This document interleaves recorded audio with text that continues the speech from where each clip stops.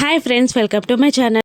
అపూర్వ నాగు గుచ్చి మనసులో తిట్టుకొని వీడెక్కడ చచ్చాడో ఏంటో, ఫోన్ కూడా లిఫ్ట్ చేయట్లేదు, దాన్ని చంపాడో లేదో అని అనుకుంటూ నాగు మొబైల్కి కాల్ చేస్తుంది అపూర్వ. ఇక నర్సు నాగు వస్తువులన్నీ భూమి దగ్గర ఉండడంతో ఆ మొబైల్ కూడా భూమి దగ్గర రింగ్ అవుతూ ఉంటుంది. ఎవరా ఫోన్ చేసింది అని లిఫ్ట్ చేసి మాటలన్నీ వింటూ ఉంటుంది భూమి. ఏరా, ఎక్కడ చచ్చావు? దాన్ని చంపేశావా లేదా?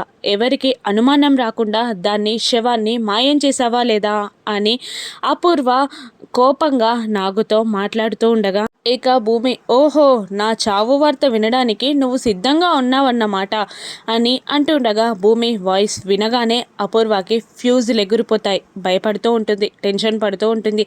ఇంకా భూమి ఇలా అంటుంటుంది, అయినా నన్ను చంపమని నువ్వెందుకు మనుషుల్ని పెట్టావు? నాకు నీకు శత్రుత్వం ఏంటి? నేను నీకేం చేశాను? నన్ను చంపే అంత పగ ఎందుకు పట్టావు? నాకు నీకు సంబంధం ఏంటి అని భూమి అపూర్వని నిలదీస్తున్నా కూడా అపూర్వ ఏం మాట్లాడకుండా సైలెంట్గా భూమి మాటలన్నీ వింటూ ఉంటుంది. ఇలా ఫోన్లో కాదు, నిన్ను నీ కుటుంబం ముందు నిలదీశాకే నీ నోటి నుండి నేను నిజం కక్కిస్తా, వస్తున్నా అని అంటూ ఆ ఫోన్ని పట్టుకుని హాస్పిటల్ నుండి శరత్చంద్ర ఇంటికి బయలుదేరుతుంది భూమి.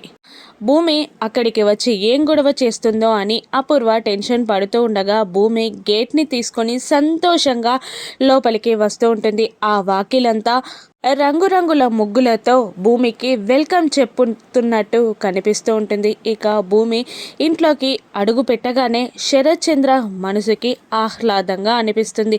ఇక డోర్ పక్కన నిలబడి అపూర్వ మాత్రం టెన్షన్ పడుతూ ఉంటుంది. ఇక భూమి ఏం చేయనుంది? అపూర్వని నిలదీసి తనని కిడ్నాప్ చేసింది, తనని చంపాలని చూసింది అపూర్వే అని శరత్చంద్రకి చెప్పేస్తుందా?